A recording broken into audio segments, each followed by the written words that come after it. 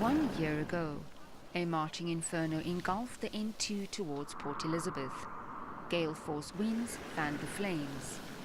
18 separate runaway fires were reported in the farming communities of Thornhill, Kouga and Sedgefield. Hundreds of people had to be evacuated, but firefighters were unable to reach an elderly couple who were trapped. The Van der Riets perished alone on their small holding. What once was a home remains abandoned. I'm standing in Walter and Myrna Van der Riet's bedroom. It's exactly a year later after the devastating fires, and although the vegetation around the property has grown back, the structure remains a painful reminder for their children who are now left behind. The couple's son found them. I found my father lying up against that steel tank over there. It was in a bad way, trying to open the tank to get water out. My mother had already passed away. She was lying on my right-hand side over there. My father was trying to open the stopcock on the steel tank to try to get water to cool his burnt body down.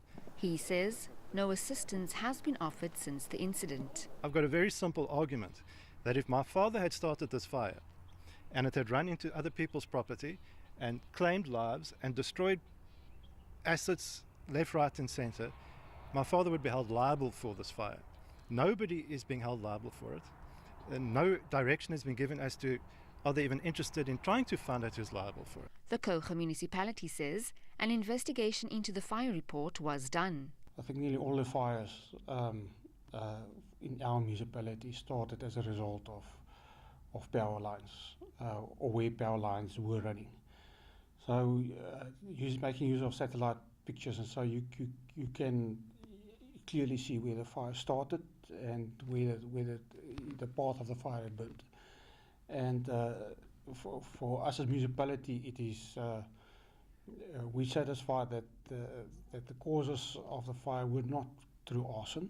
The municipality admits it withdrew from relief foundations because funds weren't being distributed fairly.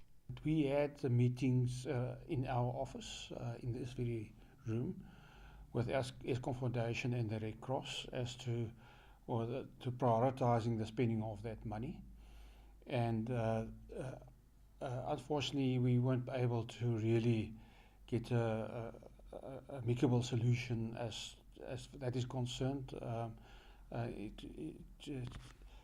To the actual fact, we had actually at some stage withdrew from those negotiations. We couldn't find common ground with the Red Cross. Other families managed to put their lives back together.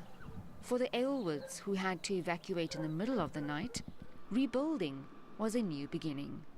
It's been quite an exciting experience, rebuilding everything and starting everything from scratch again. It was tough, but yeah, we've managed to pull through and we're there now. We love our new home. We love it. I think our little boy is quite happy having his new home. The Kouga municipality says it will issue a comprehensive report to affected families.